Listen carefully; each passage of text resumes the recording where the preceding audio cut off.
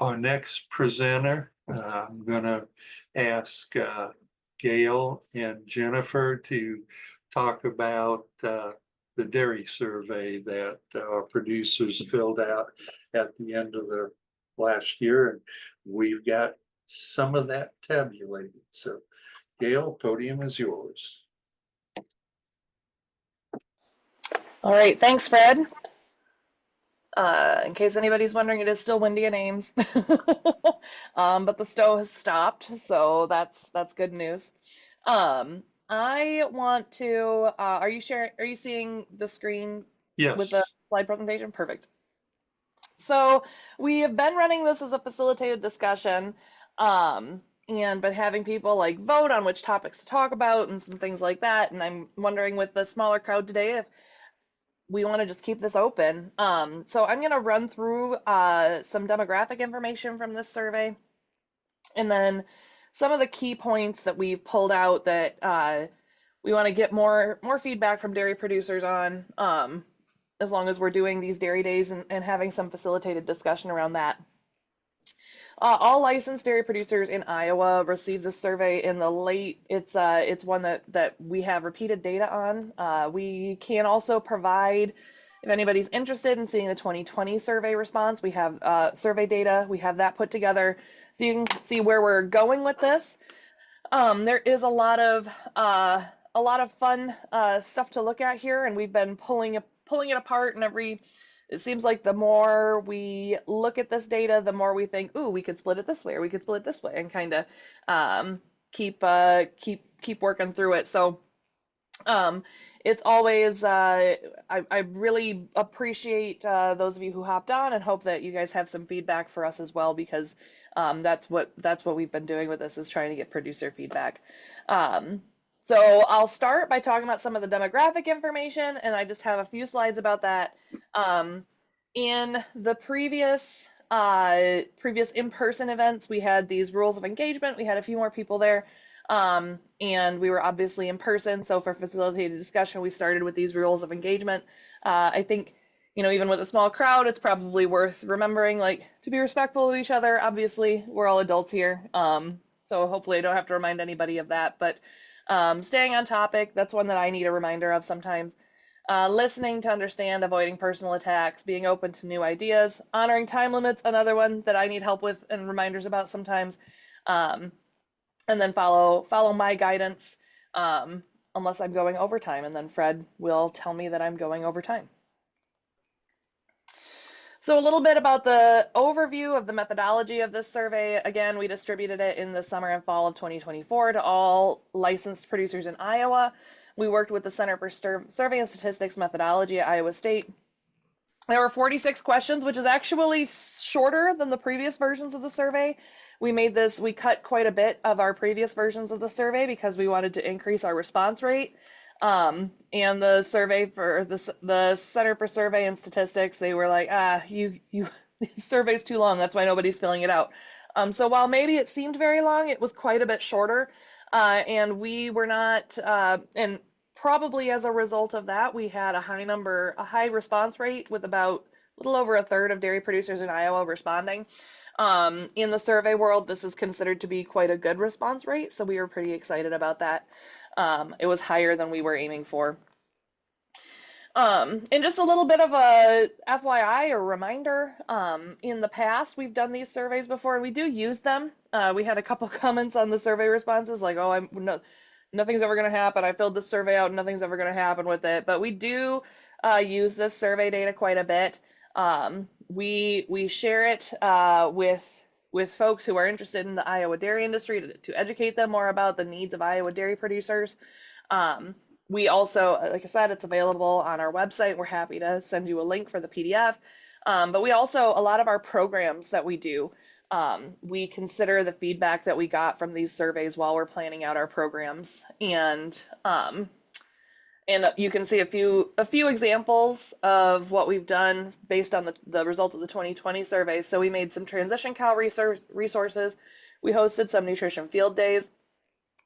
The Dairy Best Heifer program that we've been presenting on at Dairy Days the past couple of years, that was based on responses from the 2020 survey. and then some milking systems education as well. So it's not just a exercise in futility when we ask you to fill this survey out. We actually do use this data quite a bit, and we are very grateful for the dairy producers who took the time to share with us through the survey.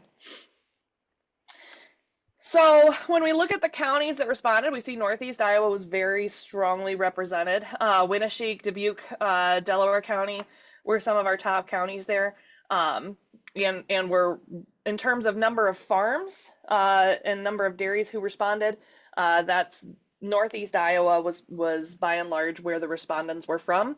So we could, although we had a really good response rate, we could probably argue or maybe have some discussion about whether this is representative of the Iowa dairy industry as a whole, or if it's more just a Northeast Iowa survey. But whoa, sorry, my PowerPoint went a little out of control.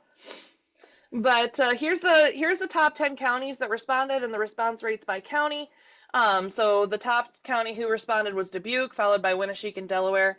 Then we had Howard, Johnson, Clayton, Floyd, Fayette, Davis, and Allamakee.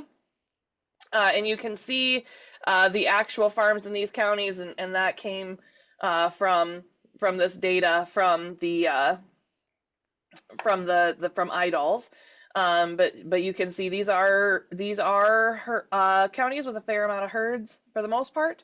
And so Dubuque with the highest response rate, 22 farms, also has quite a few farms there with 96.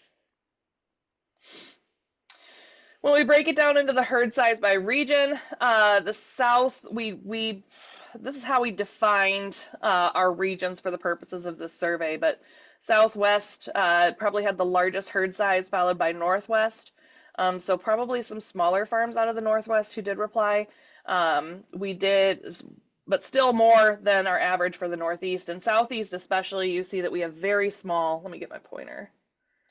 We have very small herd numbers in the Southeast. And because that, not too surprising, that does include Washington County, where Kelowna is. So a lot of smaller scale, potentially Amish Mennonite producers here in other regions.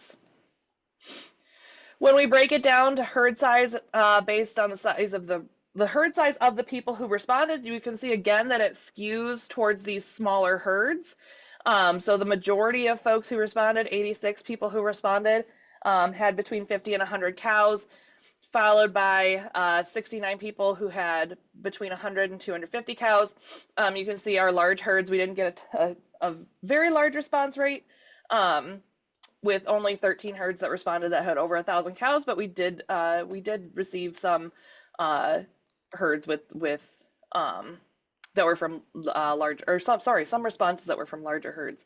You also notice that we had about 40 herds with less than 50 cows who replied too, which is consistent with what we saw on the regions that replied and the counties that replied. So that's a little bit of the demographic information, kind of setting the stage for some of the things that we noticed as we were going through this survey. So some things that floated to the top as we were going through the responses, both the actual, so you had multiple choice, you could pick certain responses, you could say things that were more or less interesting to you. So that partially has been guiding us, but also we had a whole bunch of people just give free responses. So we had a couple questions where we said, tell us what's important to you, and we kind of took some of that information as well. A few things, these 4 areas kind of stood out to us when it comes to things that seems like are in everybody's mind. The first one is farm transition and succession planning, aging farmers, retirement planning, and sustainable farm transitions. Financial sustainability also rose to the top for us, cost of production, market access, keeping farms of all sizes profitable. Labor and workforce challenges, so labor shortages, immigration issues, and management strategies, or labor efficiency. And then beef and dairy integration, beef semen use, selection, and marketing strategies for crossbred calves, as well as heifer inventory obviously ties into that as well. So I think we only have, where'd my participation, right? Like your farm's not going to be financially sustainable if you don't have another generation to take over, right? By definition, it will end with you if nobody's taking over from you. So there is a lot how these two things tie together. What we know is that the average age of farmers in the U.S. is continuing to rise. So this is the baby boom, right? So the baby boom's starting to that bubble's getting on towards aging. And you see too when we look on the age of the people who responded, about a quarter of people were 40 to 50. About a third of them were 51 to 60. 20% were 61 to 70. And then we didn't have very many at all. So 3% in their 20s and then 11% in their 30s. So generally middle-aged ish.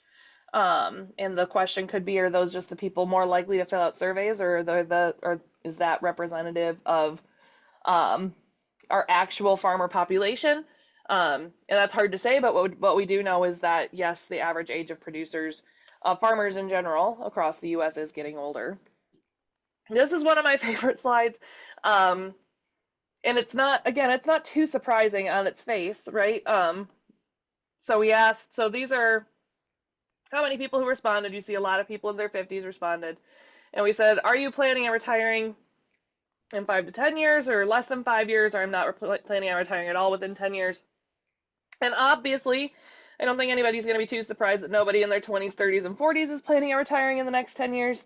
Although I'm in my 30s and it doesn't sound too bad to retire in 10 years, but um, we start seeing in the 50s, 60s that people are starting to think about retirement. But what surprises me is we got a couple people in their 80s who are not planning on retiring within the next 10 years. And this was anonymous. I have no idea who these people are, but I hope I have a chance to meet some of these folks someday, um, because they must really be passionate about what they do. You don't want Uh, to work with them, I'll guarantee you that. that's true. Yeah. That is, yes, that's been something else that's come up a bit in some of these discussions, is that whole concept of the missing generation, right? So if the grandparents are holding on to the farm until they're in their 80s, by the time they're willing to let go, their kids might be approaching retirement age themselves. So it completely skips over their kids and goes to their grandkids. And that's something that we know about when it comes to succession planning. It's something that we do see, and something that folks folks at some of our other locations have talked about as well. Lost my mouse there, sorry. So we ask, and we've had some questions about why we asked this question the way we asked it. And part of it is because, so why didn't we ask about 10 to 20 years, right? Because we'll do another survey before then. So that's the simple answer to that question. So we focus on, like, okay, are there changes you're gonna make sometime before the next survey comes out ish, approximately, and are there changes you're planning to make within a couple cycles on this survey? So one of the things we asked is about plan changes within less than 5 years, 5 to 10 years, or do you not plan this at all within 10 years? And they could select any of these three options for any of these 5 statements. So you'll see if you add up each of these columns, they'll add up to more than the total respondents. But so the most common change that people want to make in the next 5 years or in 5 to 10 years is discontinue milking but continue farming, or transfer ownership of your dairy business to a family member. And we asked, if you discontinued milking, what would you raise? Most people said crops, and then the second most common response was beef. So that's some of the data we have around farm transitioning. Again, I don't know if any of it's too surprising. I think all of us are like, yeah, people's immigration issues, management strategies, and overall labor efficiency. We asked on average, how many hours a week do you work on your farm? And most people said that they work 2 full-time jobs, or the equivalent of 2 full-time jobs.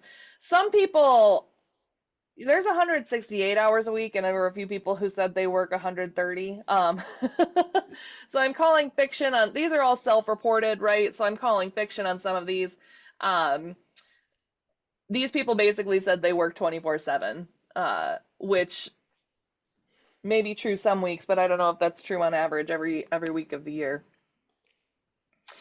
The majority of people who responded to this survey said that their employees speak English, followed by Spanish. About a quarter of people said that their employees speak Spanish, probably reflective of the location that we got responses from and the herd size that we got responses from. So not too surprisingly, farms, the average size of herds who have Spanish-speaking employees is quite a bit higher or quite a bit larger than herds who say they have English-speaking employees. We asked the producers who have non-English speaking employees how often they speak to their employees in their native language. The most common response was never. A few people said seldom or sometimes. There weren't a lot of people who said always or often. Want to work for them, that's for sure. What's that? That's just a bad culture, a bad environment. Which one? Which side? You mean this over here, or Yeah, the Yeah. seldom or never. yeah? I'm glad you said that. I've had that thought, but I don't want to. Yep. I guess if they're blaming immigration for their labor problems, I would tell them to look in the mirror and say, if you're seldom talking or never talking to your people, that might be the problem. And the only way to actually get better at Spanish is to practice it. We asked if you have an employee handbook with written protocols besides your farm handbook. Most people said no. 83% of people said no. Most people said if they have it, it's in English, a few in Spanish.